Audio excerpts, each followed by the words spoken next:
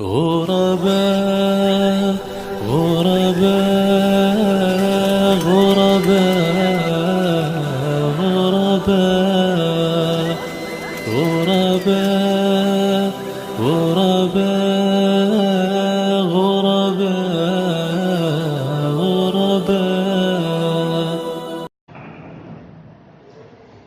إن الحمد لله نحمده ونستعينه ونستغفره ونعوذ بالله من شرور أنفسنا وسيئات أعمالنا. من يهده الله فلا مضل له ومن يضلل فلا هادي له. وأشهد أن لا إله إلا الله وحده لا شريك له وأشهد أن محمدا عبده ورسوله. يا أيها الذين آمنوا اتقوا الله حق تقاته ولا تموتن إلا وأنتم مسلمون. يا أيها الناس اتقوا ربكم الذي خلقكم من نفس واحدة وخلق منها زوجها وبث منهما رجالا كثيرا ونساء. واتقوا الله الذي تساءلون به والأرحام إن الله كان عليكم رقيبا.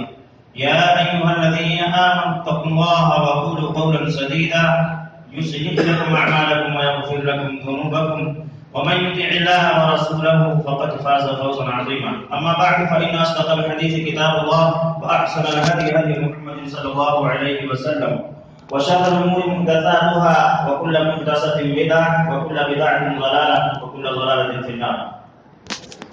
أعوذ بالله السميع العليم من الشيطان الرجيم.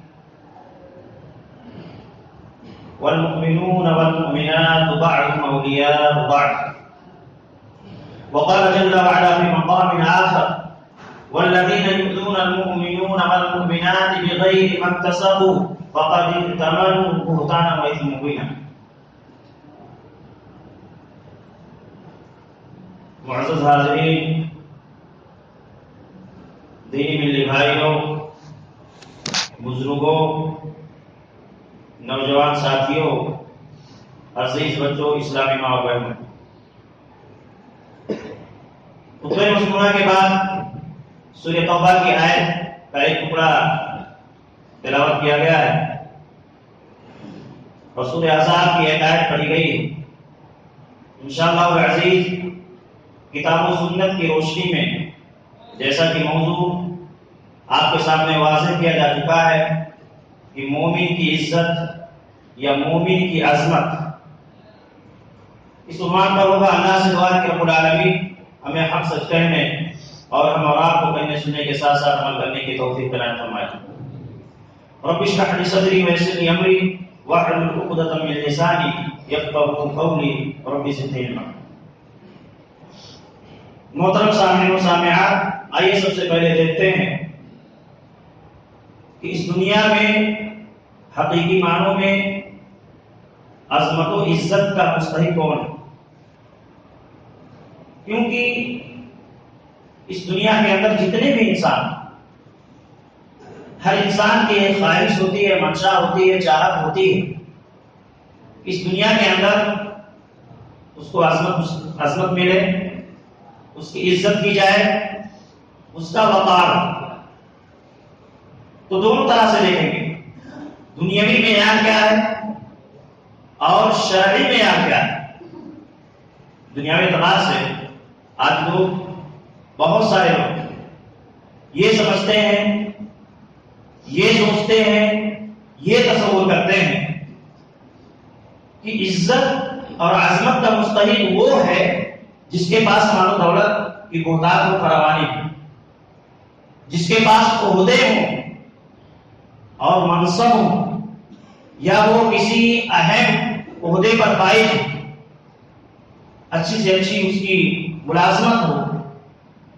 ان تمام چیزوں کے سلسلے میں بہت سارے لوگوں کا اس بات پر عقیدہ ہوتا ہے اور یہ چیزیں ان کے سامنے رہتی ہیں. میرے بھائیوں، یہ معیار شرعی معیار نہیں ہے، کیونکہ عظمت اور عزت اسی کے سلسلے میں، مطلب ایک مومن دوسرے مومن کے سلسلے میں کیسا عقیدہ رکھے اور کیسا گمان رکھے اور کیسے اس کی عزت و عظمت کرنی چاہیے.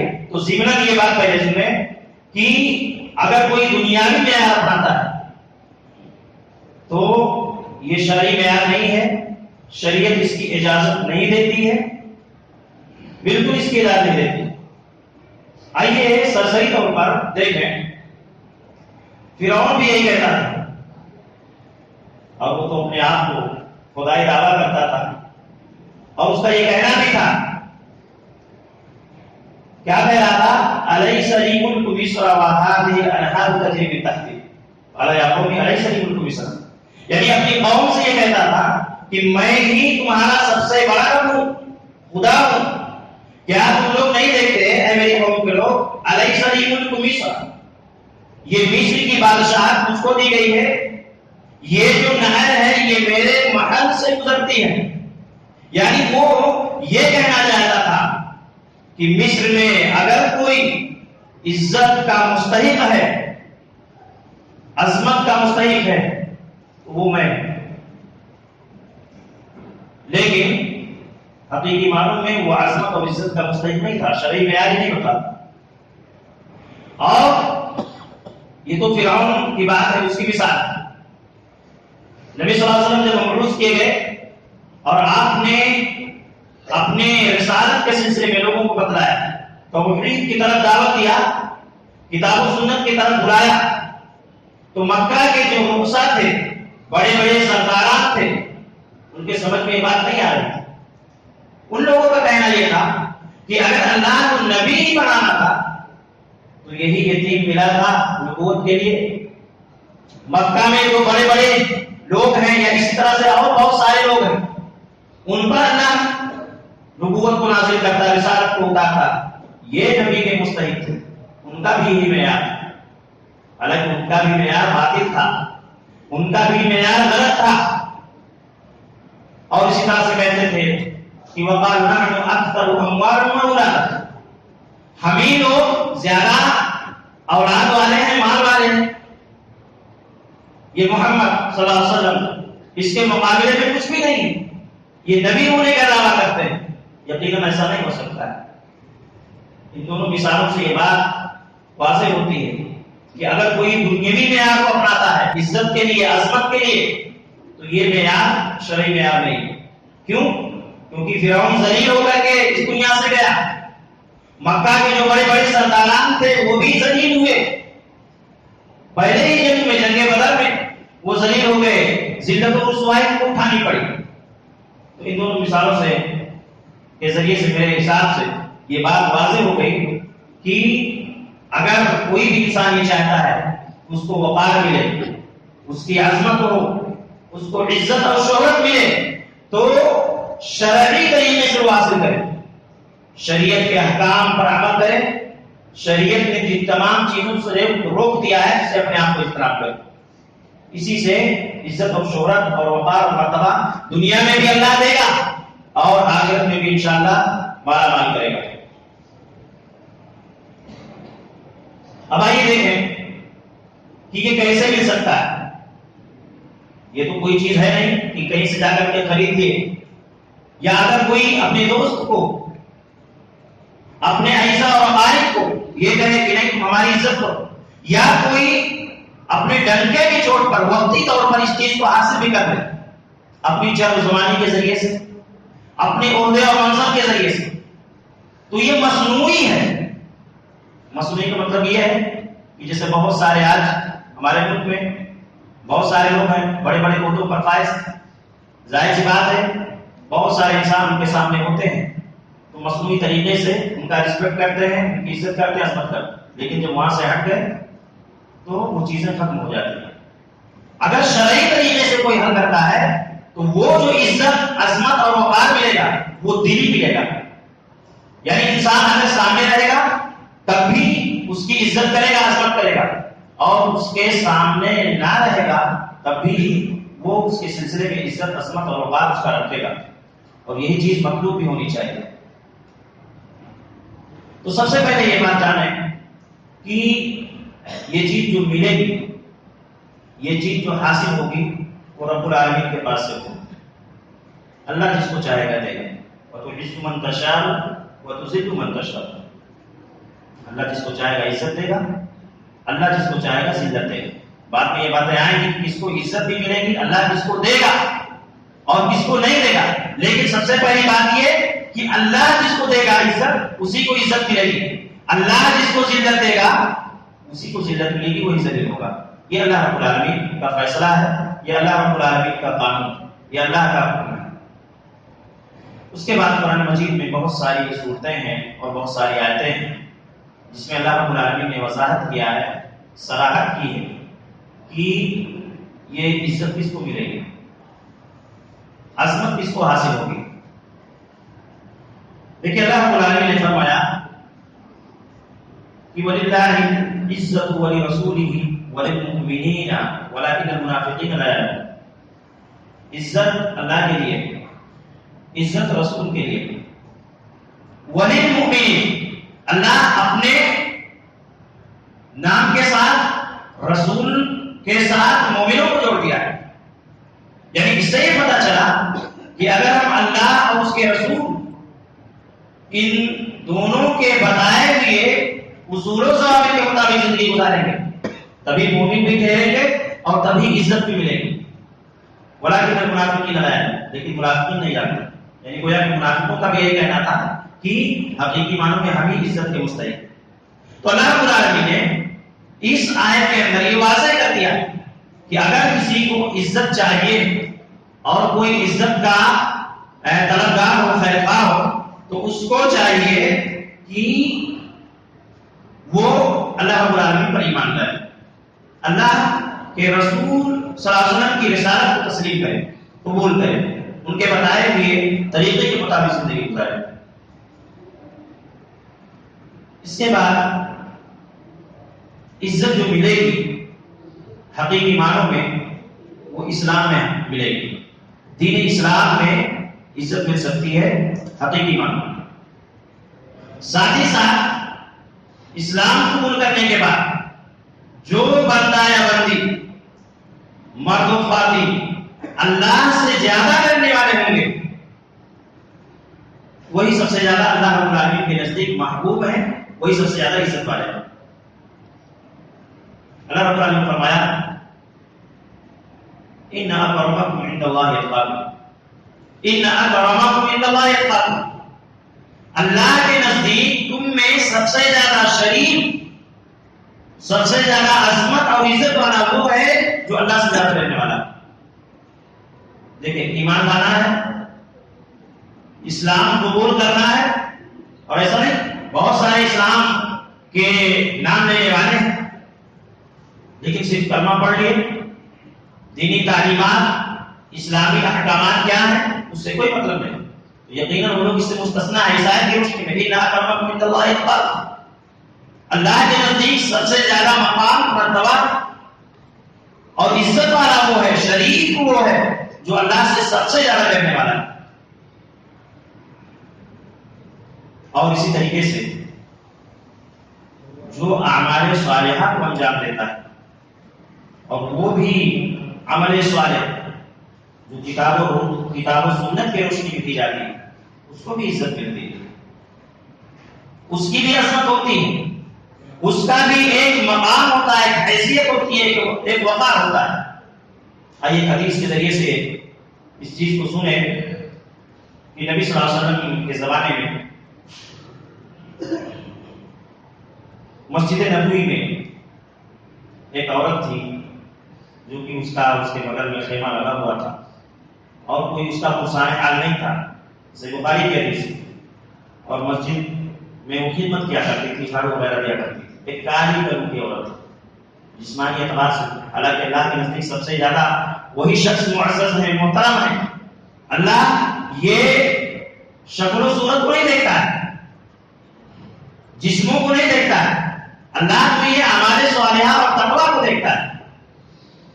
تو وہ عورت اس طرح سے خدمت کیا کرتی تھی، اس کا کوئی نقصان حال نہیں تھا اور وہ کالی کلوٹی بھی تھی، لیکن بہرحال اس کا انتقال ہوا رات کے وقت۔ صحابہ کرام نے نبی صلی اللہ علیہ وسلم کو بغیر بتائے ہوئے اس کو دفنا دیا۔ صبح ہوئی نبی صلی اللہ علیہ وسلم نے اس عورت کے سلسلے میں پوچھا، نظر نہیں آئی، تو صحابہ کرام نے کہا کہ اللہ کے نبی رات کا معاملہ تھا اور ہم لوگوں نے آپ کو تکلیف دینا مناسب نہیں سمجھا، اس لیے ہم نے اس کی تجہیز و تدفین کر دی۔ دیکھیں نبی صلی اللہ علیہ وسلم چونکہ وہ نیک عورت تھی، ماں اور بہنیں سنیں، اگر وہ بھی چاہتی ہیں کہ اس دنیا کے اندر ان کی طرف کوئی آنکھ اٹھا کر کے نہ دیکھے، کوئی غلط نظر نہ اٹھائے، تو ان کو بھی اپنے اندر وہ معیار پہلے پیدا کرنا ہوگا، ان کو بھی صحیح معنوں میں کتاب و سنت کے مطابق زندگی گزارنا ہوگا۔ اور حقیقتاً اگر ایسا ماں اور بہنیں کرتی ہیں تو یقیناً ان کو اس دنیا کے اندر عزت ملے گی، جیسا کہ پہلے ملی تھی، آج بھی ملے گی اور قیامت تک ملے گی۔ لیکن صحیح معنوں میں شریعت جو احکام ان پر لاگو کرتی ہے، مثلا ان کو گھروں میں ہی رہنا ہے، بہت ضرورت ہے تو اگر باہر نکلے تو شرعی طریقے سے حجاب اور پردے میں نکلے، ان تمام کی رعایت اگر کر لیتی ہے ان کو بھی عزت ملے گی۔ کوئی بھی دشمن اور کوئی بھی سرفرا ان کی طرف غلط نگاہ اٹھا کر کے نہیں دیکھ سکتا، کیونکہ اللہ رب العالمین کی ایسے لوگوں کی حفاظت ہوتی ہے اللہ رب العالمین کی طرف سے۔ تو بہرحال نبی صلی اللہ علیہ وسلم وہاں گئے، قبر پہ گئے اور آپ صلی اللہ علیہ وسلم نے اس کی نماز جنازہ پڑھی۔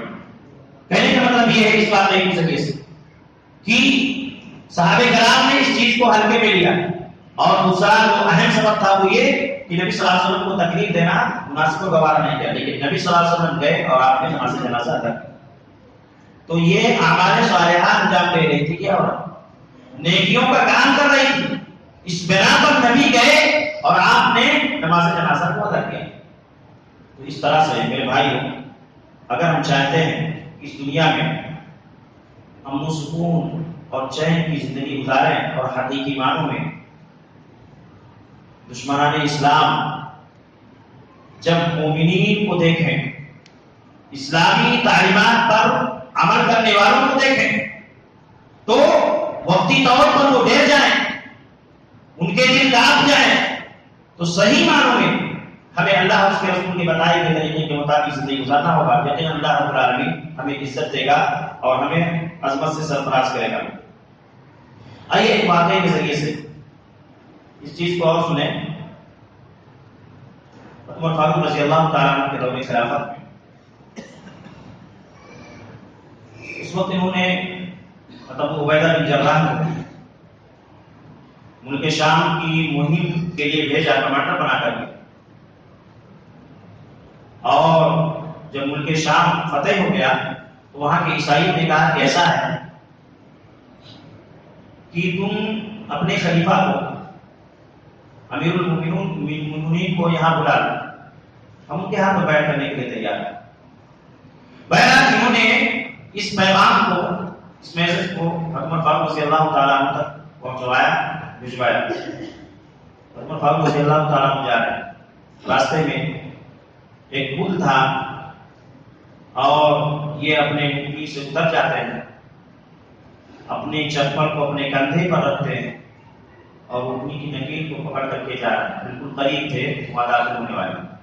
تب عبیدہ بن جراح رضی اللہ تعالیٰ عنہ نے جب دیکھا، کہا کہ اے مومنین، آپ کا اس قدر وہ دبدبہ عیسائیوں کے یہاں ہے، آپ کا نام سنتے ہیں تو یہ لرز جاتے ہیں، کانپ جاتے ہیں۔ ایسی حیات اور شکل میں اگر یہ دیکھیں گے تو جو آپ کے سلسلے میں وہ دبدبہ وہ ختم ہو جائے گا۔ جائے اس قادر ظاہری چیز کو دیکھ کر کے ابو عبیدہ بن جراح رضی اللہ تعالیٰ عنہ نے عمر فاروق رضی اللہ تعالیٰ عنہ کو کہا، لیکن عمر رضی اللہ تعالیٰ عنہ نے جو جملہ کہا تھا اس کو یاد رکھیے مسلمان، کہا ہے ابو عبیدہ بن جراح، اگر تمہارے علاوہ کسی اور نے یہ جملہ کہا ہوتا تو میں ایسی سزا دیتا کہ بعد میں آنے والی نسل اس کو یاد رکھتی۔ صرف اتنا ہی نہیں کہا، بات کا جو جملہ ہے اس میں عبرت ہے، نصیحت ہے۔ کہا کہ ہم اس دنیا میں سب سے ذلیل ترین قوم تھے،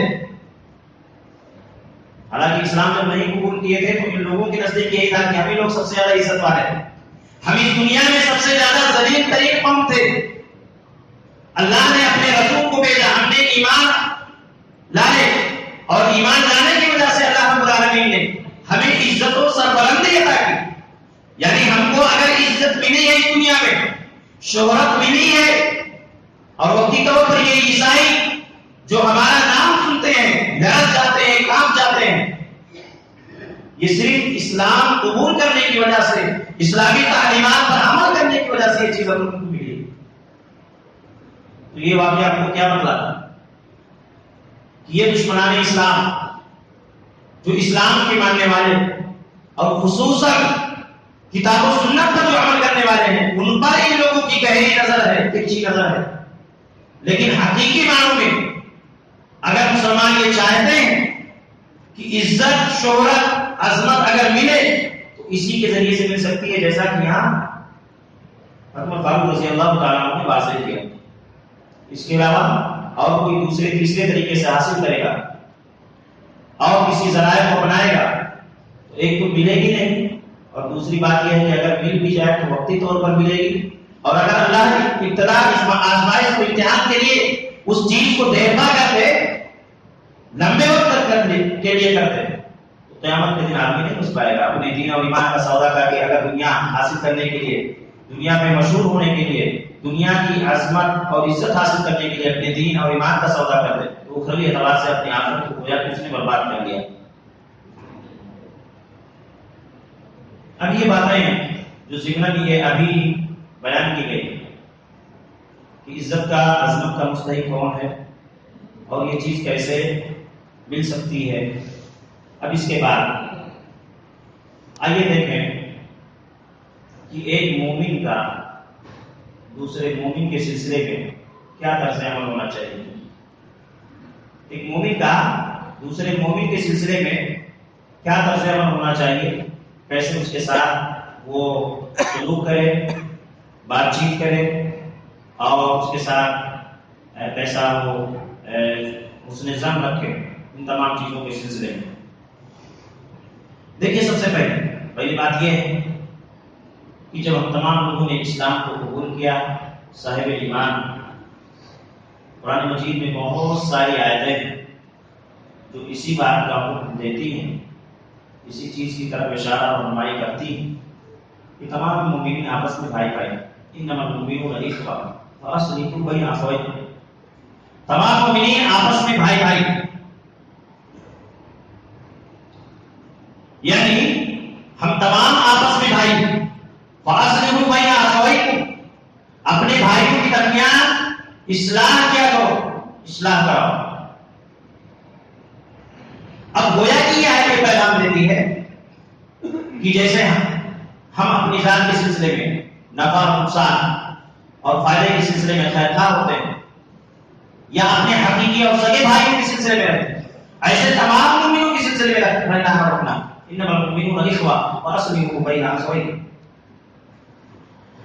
اور سورۃ توبہ کی جو آیت پڑھی گئی، والمؤمنون والمؤمنات بعضهم اولیاء بعض، مومن مرد اور مومنہ عورتیں یہ آپس میں ایک دوسرے کے دوست ہیں، یہ آپس میں ایک دوسرے کے دوست ہیں۔ یعنی یہ آیت بھی بتاتی ہے کہ ایک مومن کو دوسرے مومن کی عظمت کا، اس کی عزت کا خیال رکھنا چاہیے، کیونکہ آپس میں دوست، اور ایک جو حقیقی دوست ہوتا ہے وہ ہمیشہ اپنے دوست کا خیرخواہ ہوتا ہے، اس کو ہمیشہ ان چیزوں اور راستوں کی طرف نشان نہیں کرتا ہے جو راستے اس کو اس دنیا میں بھی فائدہ پہنچانے والے ہوتے ہیں اور آخرت میں بھی فائدہ پہنچانے والے ہوتے ہیں۔ اور اسی طریقے سے نبی صلی اللہ علیہ وسلم کی صحیح حدیث، متفق علیہ حدیث ہے، صحیح بخاری صحیح مسلم کی، المؤمن للمؤمن كالبنيان يشد بعض بعض۔ المؤمن للمؤمن، ایک مومن دوسرے مومن کے لیے اس عمارت کی طرح ہے، اس بنیاد کی طرح ہے، یشد بعض بعض، کہ جس عمارت کو بنانے میں اس کا ایک حصہ دوسرے حصے کو تقویت پہنچاتا ہے، مضبوطی فراہم کرتا ہے۔ ایسے ایک مومن کو دوسرے مومن کے سلسلے میں خیرخواہ ہونا چاہیے، اس کی عزت کو حق المقدور، اس کی عزت کرنی چاہیے، اور اگر کوئی اس کی عزت پر کیچڑ اچھال رہا ہے، اس کی عزت سے کھلواڑ کر رہا ہے، اس کی عزت سے کھیل رہا ہے تو حق المقدور اس کا دفاع کرنا چاہیے۔ صحیح بخاری اور صحیح مسلم کی حدیث یہی درس دیتی ہے، یہ پیغام دیتی ہے۔ اس کے علاوہ قرآن مجید کی ایک آیت بہت لمبی آیت ہے، لیکن محل استشہاد جو اسی چیز کو صرف سن لیں کہ محمد رسول اللہ والذین معه اشداء علی الکفار رحماء بینہم، یعنی یہ جو صحابہ کرام ہیں یہ آپس میں رحم دل ہیں اور کافروں پر سخت ہے، یعنی یہ صفتیں ہیں صحابہ کرام کی۔ ظاہر سی بات ہے یہی صفتیں مطلوب ہیں، یہی صفتیں محمود ہیں، یہی صفتیں قابل تعریف ہیں۔ ہمیں بھی ان صفتوں سے اپنے آپ کو متصف کرنا چاہیے۔ رب العالمین نے اپنی کتاب کے اندر صحابہ کرام کا کیا طرز عمل تھا اپنے بھائیوں کے سلسلے میں، مومنوں کے سلسلے میں، اس چیز کی وضاحت فرماتی ہے۔ مقصد یہی ہے کہ بعد میں اور قیامت تک آنے والے تمام مومنین اس کو سامنے رکھ کر کے اپنی زندگی گزارے، یہی مقصد ہے اور یہی پیغام ہے اس آیت کا۔ اور اسی طریقے سے ایک حدیث ہے سنن ابی داؤد کی، نبی صلی اللہ علیہ وسلم نے فرمایا المؤمن مرآۃ المؤمن، ایک مومن کے لیے آئینے کی طرح ہوتا ہے۔ دیکھیے یہاں جو آئینے کی طرف نسبت کی گئی مختلف طور کے لیے ہم تھوڑا غور کر لیں کہ ہم آئینہ جب دیکھتے ہیں تو آئینہ کیوں دیکھتا ہے؟ تاکہ اپنے جسم یا اپنے چہرے پر اگر گرد و غبار اس کو صاف کر لے، ظاہر کر لیتا ہے۔ اور آئینہ محسوس کیا دیتا ہے؟ پیغام کیا دیتا ہے؟ آئینہ اگر کوئی دیکھتا ہے تو آئینہ اگر مان لیجیے چہرے پر دھول لگی ہو یا بال سلیقے کے نہ ہو، داڑیاں سلیقے سے نہ ہو یا اور دیگر چیزیں، تو آئینہ اس چیز کو دوسروں سے بتلاتا نہیں، تشریح نہیں کرتا ہے، خاموشی کے ساتھ اس کو یہ پیغام دیتا ہے کہ تمہارا چہرہ ابھی صحیح حالت میں نہیں ہے، تم اس کی صفائی کر لو اور اس کی ستھرائی کر لو۔ گویا کہ اگر ہم اپنے مومن بھائیوں کے اندر کوئی کمی دیکھیں تو ہمیں بھی اس آئینے کی طرح اس کمی کو دور کرنے کے لیے نصیحت کرنی چاہیے۔ ایسا نہیں کسی مجلس میں یا کسی ایسی جگہ اس کو کہتے پھرے جس سے اس کی وقتی طور کے لیے تذلیل ہو جائے، ایسا نہیں کرنا چاہیے۔ شریعت کا یہ حکم نہیں، بلکہ اس کو تنہائی میں ہم بھی آئینے کی طرح یہ کہیں کہ تمہارے اندر یہ خامیاں ہیں، یہ کمیاں ہیں، اس کو ختم کر لو۔ اب دیکھیے اگر ایسا کریں گے نا تو ایک تو حدیث کے مطابق بھی عمل ہو جائے گا، اور دوسری بات یہ ہے کہ بہت زیادہ امکان ہوتا ہے کہ آدمی اپنی اصلاح کرنے کی کوشش کرتا ہے، ورنہ ہر انسان کو اپنی عزت پیاری ہے، ہر انسان اپنی عزت کو پسند کرتا ہے۔ مجلس میں اگر ہم اس کی برائی کو یوں زور زور سے چیخ کر کہیں گے تو وہ بھلائی کے راستے کی طرف آنے کے بجائے اور زیادہ مترفع ہو جائے گا، بھاگ جائے گا۔ یہی پیغام اس حدیث کا، ایک چھوٹی سی حدیث کا جو ٹکڑا ہے۔ اچھا، دونوں چیزیں اس سے ملتی ہیں، اس حدیث سے دونوں پہلو واضح ہوتے ہیں۔ ایسا نہیں کہ اگر کسی کے اندر کوئی کمی ہے، کوئی خامی ہے، کتاب و سنت سے ہٹ کر کے وہ زندگی گزارتا ہے، تو ہم اس کو نہیں کہیں گے کہ تمہارا یہ عمل صحیح نہیں ہے، اور اگر ایسا کہیں گے کہ اس کی تسلیم ہو گئی یا اس کی عظمت نہیں ہوئی، نہیں، دونوں چیزیں اسی سے واضح ہوتی ہیں کہ ہم کہیں گے بھی، لیکن کہنے کا سلیقہ اور انداز الگ ہوگا۔ ہم اس کی نشاندہی کریں گے، ہم اس کے سلسلے میں خیرخواہ ہوں گے، آگے بات ابھی آ رہی ہے کہ ہمیں خیرخواہی بھی کرنی، ہم اس کے سلسلے میں خیرخواہ ہوں گے، لیکن سلیقے سے، اچھے انداز سے اور حکمت سے ہم اس کی غلطیوں کی نشاندہی کریں گے۔ اور جیسے کہ یہاں آئینہ لوگوں کو بتلا دیتا ہے کہ نہیں، تمہارے چہرے پر ابھی بہت ساری خامیاں ہیں یا بھول وغیرہ ہیں، تمہارے بال سلیقے سے نہیں ہیں، تم ان کی اصلاح کرو۔ تو ایسے بھی ہم خاموشی سے ان کی اصلاح کیا کریں گے۔ یہ تو ہوا کہ ایک مومن کا دوسرے مومن کے سلسلے میں ایسا طرز عمل ہونا چاہیے، ایسی چیزیں ہونی چاہیے۔ اب اگر کوئی کرتا ہے ان تمام کے مطابق وہ ایک مومن کے سلسلے میں ایسا کرتا ہے تو فائدہ کیا ہے اس کا؟ یقینی معنوں میں بہت زیادہ فائدہ ہے، بہت زیادہ فائدہ ہے۔ اگر ہم خیرخواہی کریں گے ایک مومن کے سلسلے میں، ایک مسلم کے سلسلے میں، تو یقیناً بہت سارے فوائد سے ہم بہرور ہوں گے، بہت سارے فائدے ہمیں حاصل ہوں گے۔ ایک حدیث کو دیکھیں، صحیح مسلم کی حدیث ہے۔ سب سے پہلا فائدہ جو ہے ایک مومن کا دوسرے مومن کے سلسلے میں خیرخواہی، اس کے وقار اور اس کی عظمت کا وہ خیال رکھتا ہے، اس کے سلسلے میں خیرخواہی کرتا ہے، تو فائدہ کیا؟ صحیح مسلم کی حدیث، اللہ کے نبی صلی اللہ علیہ وسلم نے فرمایا کامل ایمان۔ اس حدیث کے اندر ایمان کے مکمل ہونے کا ثبوت دیا گیا ہے، کامل ایمان والا کہا گیا۔ ایمان بڑھتا بڑھتا ہے، یہ مسئلہ ہے، تو کامل ایمان والا کہا گیا ہے۔ اللہ کے نبی صلی اللہ علیہ وسلم نے فرمایا لا تدخلوا الجنة حتى تؤمنوا ولا تؤمنوا حتى تحابوا اولا ادلكم على شيء اذا فعلتم تحاببتم افشوا السلام بينكم۔ اللہ کے نبی نے کہا کہ بغیر ایمان لائے ہوئے جنت میں نہیں داخل ہو سکتے، یعنی گویا کہ جنت میں جانے کے لیے سب سے پہلی جو شرط ہے، بنیادی شرط ہے، وہ ایمان لانا۔ وَلَا تُؤْمِنُوا حَتَّى تَحَابُّوا، دیکھیے پہلے تو کہا کہ جنت میں جانے کے لیے ایمان لانا ضروری ہے، بعد میں نبی صلی اللہ علیہ وسلم نے کہہ دیا کہ مکمل یا کامل ایمان والا آدمی اس وقت تک نہیں بن سکتا جب تک کہ ایک دوسرے سے محبت نہ کرے، ایک دوسرے کے سلسلے میں خیر خواہی نہ رکھے۔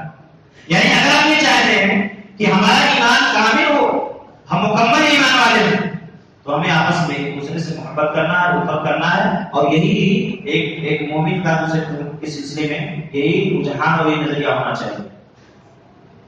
اس کے بعد نبی صلی اللہ علیہ وسلم نے کہا کہ کیا میں ایسی چیز کی طرف نشاندہی اور رہنمائی نہ کروں کہ جس کو تم کرنے لگو تو آپس میں محبت پھیل جائے، ایک دوسرے سے الفت و محبت کرنے لگے۔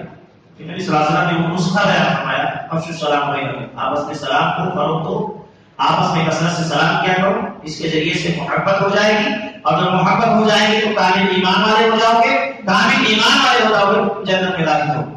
اور اگر ایسا نہیں ہوا جنت میں نہیں جا سکتے۔ تو اس حدیث سے پتہ چلا صحیح مسلم کی کہ کامل ایمان والا اگر ہم بننا چاہتے ہیں، جنت میں داخلہ چاہتے ہیں، تو ہمیں ایک ایمان لانا ہے، آپس میں ایک دوسرے سے محبت کرنا، خیر خواہی کرنا ہے، اور سلام کو فروغ دینا ہے، زیادہ سے زیادہ سلام کرنا ہے، اس سے آپس میں الفت و محبت پیدا ہو جائے گی۔ صحیح مسلم کی ایک حدیث جس کے آگے ابو ہریرہ رضی اللہ تعالیٰ عنہ کہ ایک شخص اپنی بستی سے ایک دوسری بستی کی طرف جا رہا تھا، ایک شخص کی خیر خواہی کے لیے، عیادت کے لیے۔ اللہ رب العالمین ایک فرشتے کو راستے میں بھیجتا ہے، وہ فرشتہ اس آدمی کو ٹچ کرتا ہے، کہتا ہے تم کہاں جا رہے ہیں؟ دیکھیے ایک بستی سے دوسری بستی تک جا رہا ہے۔ اس نے کہا کہ فلاں بستی میں ایک شخص ہے، میں اسے محبت کرتا ہوں، اس کے سلسلے میں خیر خواہی رکھتا ہوں، اس سے ملنے کے لیے جا رہا ہوں۔ فرشتہ کہتا ہے کہ کیا تم جو یہ کرنے کے لیے جا رہے ہو، اس نے کبھی تم پر کوئی احسان کیا تھا، اس احسان کے بدلے میں تم ایسا کر رہے ہو؟ انہوں نے کہا کہ نہیں، میں اللہ کے واسطے اللہ کے لیے محبت کرتا ہوں۔ فرشتے نے خوشخبری اور بشارت سنائی کہ اللہ بھی تم سے محبت کرتا ہے۔ صحیح مسلم کی یہ حدیث بتلاتی کہ ہمیں بھی ان احادیث کو اپنے سامنے رکھتے ہمیں بھی اسی طریقے سے زندگی گزارنی ہے۔ اگر ہم یہ چاہتے ہیں کہ اللہ ہم سے راضی ہو جائے، اللہ ہم سے محبت کرنے لگ جائے، اور یقیناً جس سے اللہ راضی ہو گیا سمجھیے کہ وہ کامیاب ہو گیا، اور اللہ جس سے محبت کرے بہت بڑی بات ہے۔ لیکن آج دیکھیں مسلمانوں کے اندر کتنی خامیاں کمیاں ہیں، مردوں کے یہاں بھی پائی جاتی ہے اور عورتوں کے یہاں بھی پائی جاتی ہے کہ ہمارا کوئی اپنا بھائی، مسلم بھائی، مومن بھائی ہمارے پڑوسی میں رہتا ہے، ہمارے ساتھ نمازوں کو پڑھتا ہے، وہ اتفاق سے کسی پریشانی میں مبتلا ہو گیا، بیمار ہو گیا، وہ مسجد میں نہیں آتا ہے، لیکن ہماری زمین یہ بیدار نہیں ہوتی، یہ گوارا نہیں کرتی کہ وہ آنا کیوں نہیں آ رہا ہے، چلو اس کے گھر پر تیمارداری کے لیے چلتے ہیں۔ یہ چیزیں آج مسلمانوں سے ختم ہو گئی ہیں، دن بدن ختم ہوتے جا رہی ہے، اور ماں اور بہنیں بھی اس کی طرف توجہ نہیں دیتی، ہمیشہ گھر ہی پر رہتے، لیکن اگر کوئی ماں اور بہن بیمار ہو جاتی، پتہ بھی چل جاتا ہے، تب بھی نہیں جاتی، لیکن جانا چاہیے، کیونکہ یہ حالات یکساں سب کے ساتھ نہیں رہتے، بدلتے بدلتے رہتے، وہ دل کر یاد مطابق اور میں صلاح نے کہا تو آج ہمارے اوپر مصیبت پڑی، ہم پریشانی میں مبتلا ہیں۔ حالانکہ یہ نظریہ یہ دھیان دے کر کے نہیں جانا، اگر یہ دیکھیں گے تو بدلا ہوا ہم فائدے سے محروم ہو جائیں گے، لیکن دیکھیے دونوں فائدہ آپ کو مل رہا ہے، ایک تو ہم اخروی اعتبار سے کامیاب ہو رہے ہیں، اللہ محبت کر رہا ہے، اور دوسری بات یہ ہے کہ دنیاوی اعتبار سے ہم وقتی طور پر پریشانی میں مبتلا ہیں، تو جب ہم کسی کی خیر خواہی رکھیں گے، کسی کی پریشانی میں حاضر ہوں گے، اس کو تسلی اور دلاسا دیں گے، تو جب ہم بعد میں پریشانی میں مبتلا ہوں گے تو وہ بھی آئے گا آپ کو وقتی طور کے لیے تسلی دے گا، اور تسلی دینے سے وقتی طور کے لیے آدمی تھوڑی دیر کے لیے سکون میں ہو جاتا ہے۔ تو دونوں فائدوں سے آج مسلمان محروم ہوتے جا رہے ہیں دن، لیکن بہت بڑی کمیاں ہیں، ہمیں چاہیے کہ صحیح مسلم کی حدیث کو ہمیشہ اپنے ذہن میں بٹھا کے رکھیں، بسا کے رکھیں، اور اسی کے مطابق زندگی گزارنے کی کوشش کریں۔ اس کے علاوہ صحیح مسلم کی حدیث خیر خواہی کے سلسلے میں کہ اگر ہم اپنے مومن بھائی کے سلسلے میں خیر خواہی کرتے ہیں تو قیامت کے دن جہاں رب العالمین کے عرش کے علاوہ کوئی سایہ نہیں ہوگا، ہر آدمی پریشان ہوگا، رب العالمین ایسے لوگوں کو اپنے عرش کے سائے کے تلے جگہ دے کر، بہت بڑی بات، اور آدمی اس کو ہلکے میں لیتا ہے۔ رب العالمین قیامت کے دن ایسے لوگوں کو اپنے عرش کے سائے تلے جگہ دے گا جو لوگوں سے محبت کرتے تھے، ہمدردی اور خیر خواہی رکھتے تھے، صرف اللہ رب العالمین کو راضی کرنے کے لیے، خوش کرنے کے لیے محبت کیا، خیر خواہی کا جذبہ رکھا تو اللہ کے لیے، اور اگر اسی کے اندر خامیاں آ گئی، سمجھانے کے باوجود بھی اسی کے راستے میں نہیں آ رہا ہے، برائیاں کر رہا ہے، تو جب اس سے قطع تعلق کیے، کنارہ کشی اختیار کیے، تو اللہ ہی کی خاطر، دنیا اعتبار سے نہیں، تو اللہ رب العالمین ایسے لوگوں کو قیامت کے دن اپنے عرش کے سائے کے تلے جگہ دے گا۔ اور اس کے علاوہ اگر ہم اپنے مومن یا مسلم بھائیوں کی عزت و حرمت کا خیال رکھیں گے، ان کی عظمت کا خیال رکھیں گے، تو یہ دیکھیں سب سے بڑا فائدہ، اور ہر انسان اسی فائدے کو چاہتا ہے۔ وہ فائدہ کیا ہے کہ اللہ کے نبی صلی اللہ علیہ وسلم فرمایا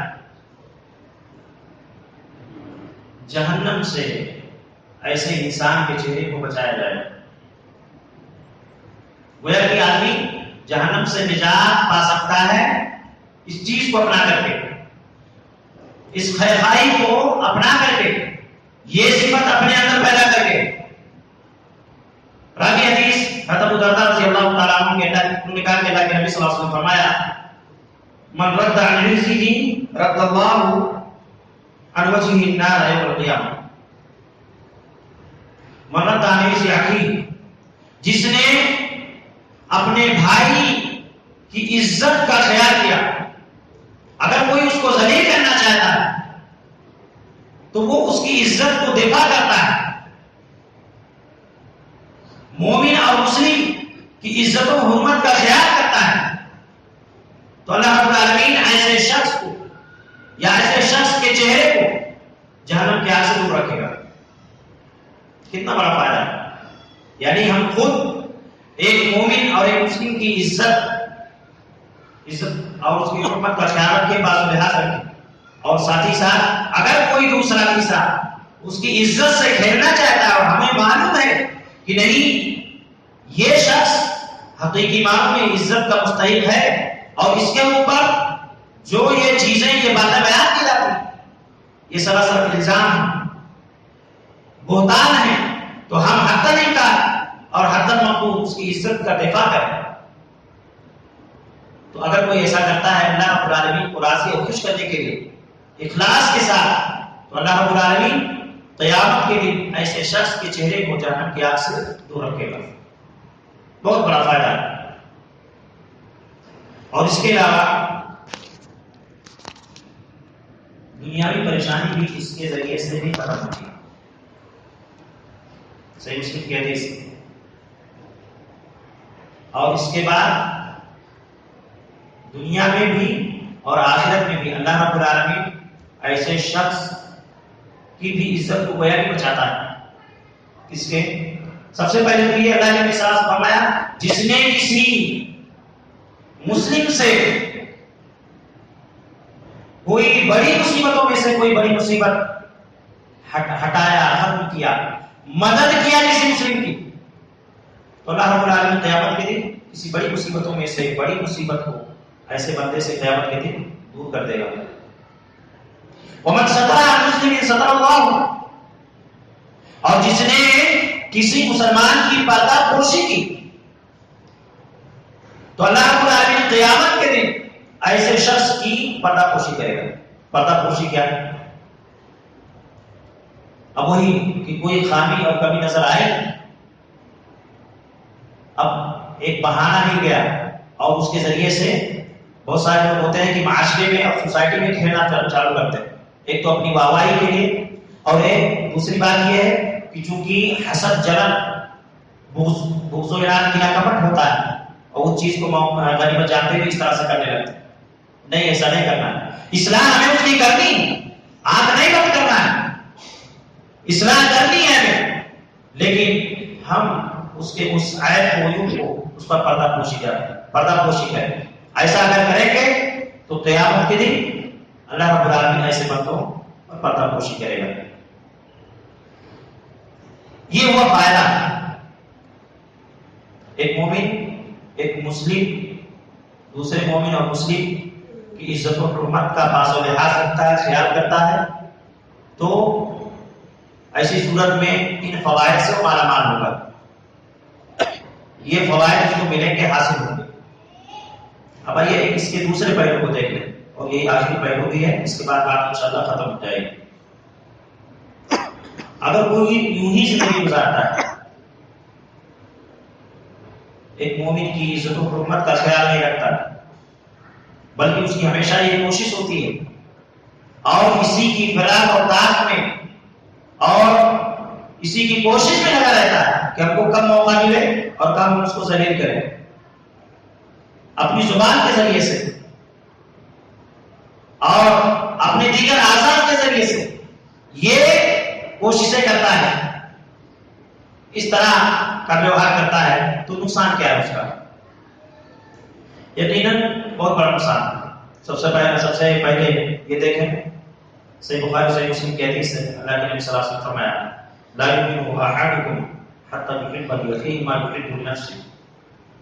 اللہ کے نبی نے کہا کہ وہ شخص مومن نہیں ہے، یعنی کامل مومن نہیں ہے، مکمل مومن نہیں ہے، اس کے ایمان میں زیادتی نہیں ہے. کیوں نہیں ہے؟ کب تک نہیں ہے؟ جب تک کہ وہ اپنے نفس کے لیے جس چیز کو پسند کرتا ہے اسی چیز کو اپنے بھائی کے لیے پسند نہ کرے. اپنے نفس کے لیے. اور ہر انسان کو اس کی عزت سب سے پیاری ہے، اس کی عزت سب سے پیاری ہے. تو جیسے ہمیں اپنی عزت پیاری ہے، ویسے دیگر مومن اور مسلم بھائیوں کے سلسلے میں یہ چیز ہونی چاہیے. اگر یہ ہے تو ٹھیک ہے، اور اگر نہیں ہے تو ہمیں اپنے ایمان کا محاسبہ کرنا ہوگا، جائزہ لینا ہوگا کہ ہمارے ایمان میں کمی ہے. کیونکہ صحیح بخاری اور صحیح مسلم کی حدیث یہی بتلاتی ہے، اسی چیز کی طرف اشارہ فرمائی کرتی ہے کہ جو ہم اپنے لیے پسند کر رہے ہیں وہ اپنے بھائیوں کے لیے بھی پسند کریں. اور اگر ایسا نہیں کرتے تو اللہ کے نبی نے کہا کہ تم میں سے کوئی آدمی اس وقت تک مومن کامل ہے ہی، مکمل مومن والا یا کامل ایمان والا نہیں، اس کے اندر ایمان کی بہت زیادہ کمی. اس کے علاوہ صحیح مسلم کی ایک حدیث ہے جس کے علاوہ حدیث ابو ہریرہ رضی اللہ تعالیٰ عنہ اللہ کے نبی صلی اللہ علیہ وسلم فرمایا کل مسلم علی المسلم حرام. ایک مسلمان اور دوسرے مسلمان کے سلسلے میں دوسرے مسلمان کے لیے کچھ چیزیں حرام. وہ کیا ہے؟ دمہ و مالہ و عرضہ. ایک مسلمان دوسرے مسلمان کا خون اس کے لیے حرام. دمہ یعنی خون نہیں کر سکتا. اور اب وہ ایک دوسرا مسئلہ ہے کہ جو قصاص کا شریعت نے جو قصاص کا حکم دیا اس کی طرف جانا چاہیے. یوں ہی خون نہیں کر سکتا ہے. ومالہ اس کا مال بھی حرام. مال نہیں ہڑ سکتا. ایسا نہیں کہ مسلم کا مومن کا نہیں ہڑ سکتا باقی کو ہڑ سکتا. نہیں, کسی کا نہیں ہڑ سکتا. وعرضہ تیسری چیز ہے, اور یہی تیسری چیز موضوع سے تعلق رکھتی ہے. یہی معنی استشار. عزت بھی حرام. یعنی اس کی عزت کرنا ہے, اس کی تذلیل کرنا, اس کی بے عزتی کرنا, اس کی عظمت نہ کرنا, یہ چیز حرام. تو یہ حدیث بتاتی ہے کہ ہمیں جس طریقے سے ہم اپنی عزت اپنی عظمت کا خیال رکھتے ہیں اپنے دیگر مومن بھائیوں اور مسلم بھائیوں کے سلسلے میں بھی اسی چیز کو سامنے رکھیں. اور صحیح ہے کہ حدیث صحیح بخاری صحیح مسلم کی حدیث, یہ حدیث خصوصاً اس دور میں ہمیں تو اس کو اپنی گریبان میں بات کر رکھنا چاہیے. بہت چھوٹی حدیث لیکن مفہوم کے اعتبار سے بڑی جامع ہے, جس کے راوی ثابت بن ضحاک رضی اللہ تعالیٰ. صحیح بخاری صحیح مسلم کی حدیث ہے کہ لعن المؤمن کا قتل. دیکھیے, لعن المؤمن کا قتل, مومن پر لعنت کرنا. ایک مومن اگر کسی دوسرے مومن پر لعنت کرتا ہے, طعن تشنیع کرتا ہے, تو اس کے قتل کرنے کے مترادف ہے یہ عمل. یہ کا ہم میں سے تمام لوگ بیٹھے ہیں, کوئی آدمی اس چیز کو گوارا نہیں کرے گا, اور شریعت کا یہ حکم بھی نہیں کہ کوئی کسی کو قتل کرے, اور وہ بھی مومن کو. اور یوں ہی کسی کو بھی یوں ہی قتل نہیں کرنا, شریعت اس سے روکتی. لیکن اس کو تو ہم اپنے دل میں برا سمجھتے ہیں, لیکن کبھی تنہائی میں اس کو سوچا, اس پر غور کیا کہ یہ جو ہماری زبانیں قینچیوں کی طرح چل رہی ہیں, ہم ایک دوسرے پر لعنت بھیج رہے ہیں, طعن و تشنیع کر رہے ہیں. اور نبی صلی اللہ علیہ وسلم یہاں صحیح بخاری اور صحیح مسلم کی حدیث میں کہہ رہے ہیں کہ لعن المؤمن کا قتل, مومن پر لعنت بھیجنا, لعن طعن کرنا, طعن و تشنیع کرنا اس کے قتل کرنے کی طرح ہے. یقیناً یہ حدیث یہی بتلاتی ہے کہ بہت بڑا گناہ ہے. اور ایک حدیث ہے, اس حدیث کو بھی سنیں, صحیح حدیث اللہ کے نبی صلی اللہ علیہ وسلم کی کہ اگر کوئی کسی پر لعنت بھیجتا ہے تو یہ لعنت پہلے آسمان کی طرف جاتی ہے, وہاں دروازے بند ہو جاتے ہیں, پھر زمین کی طرف آتی ہے, دروازے بند ہو جاتے ہیں, دائیں بائیں بھاگتی ہے, وہاں ایک طرف آتی ہے. تو جس پر لعنت کیا گیا, لعنت بھیجی گئی, تو اگر وہ اس کا مستحق ہے, حقیقی معنوں میں مستحق ہے, تو اس کے اوپر چلی جاتی ہے. اور اگر مستحق نہیں ہے تو جس نے لعنت بھیجا اس کے اوپر واپس آ جاتی ہے. دونوں پہلو اس حدیث سے معلوم ہوتے ہیں. ایک یہ کہ اگر کوئی ایسا ہے کہ جو حقیقی معنوں میں مستحق ہے لعنت کا, حقیقی معنوں میں اس پر کیا جا سکتا ہے. اور دوسری بات یہ معلوم ہوتی ہے کہ لعنت کرنے میں بچنا چاہیے. کیوں؟ کیونکہ اگر ہم لعنت بھیجے اور ہم سے وہاں تھوڑی سستی, کوتاہی اور کاہلی ہوئی, غفلت ہوئی, حقیقی معنوں میں وہ لعنت کا مستحق نہیں تھا, تو وہ لعنت ہمارے اوپر آ جائے. اور لعنت کیا ہوتی ہے؟ کسی کے ہلاکت, بربادی کے لیے, یہ تمام چیزوں کی ہوتی ہے. تو گویا کہ ہم اپنے اوپر بد دعا بھیج رہے ہیں. تو دونوں پہلے کو سامنے رکھنا ہے. یوں ہی نہیں بس تھوڑی سی بات سنیں اور اپنا فیصلہ سنا دیجیے, فلاں اسلام کے سلسلے میں ایسا کہتا ہے, قرآن کے سلسلے میں ایسا کہتا ہے, اسلامی احکامات کے سلسلے میں نہیں. ہم اس کی تحقیق کریں. اگر حقیقی معنوں میں لعنت ہے, جیسے آج بہت سارے لوگ ہیں جو اسلام کے ماننے والوں کو, موحدین کو ناحق ستا رہے ہیں, ان کا خون کر رہے ہیں. نبی صلی اللہ علیہ وسلم سے یہ بھی تو ثابت ہے کہ آپ نے قنوت نازلہ کا بھی اہتمام کیا, نازلہ میں کیا ہوتا ہے؟ ان کافروں پر، ان مشرکوں پر لعنت ہی بھیجی جاتی ہے۔ تو کہنے کا مطلب یہ ہے کہ اس حدیث سے دونوں پہلو اور دونوں چیزیں سامنے آتی ہیں، واضح ہوتی ہیں۔ اور اس کے علاوہ نبی صلی اللہ علیہ وسلم کی بھی صحیح حدیث، وہ حدیث اس طرح سے ہے، سباب المسلم فسوق وقتال کفر، سباب المسلم فسوق، یہاں سے مسلم کہا گیا، مسلم میں تمام لوگ جو کلمہ پڑھ لی داخل ہو۔ مسلمان کو گالی دینا یہ نافرمانی والا عمل ہے، یہ بدترین عمل ہے،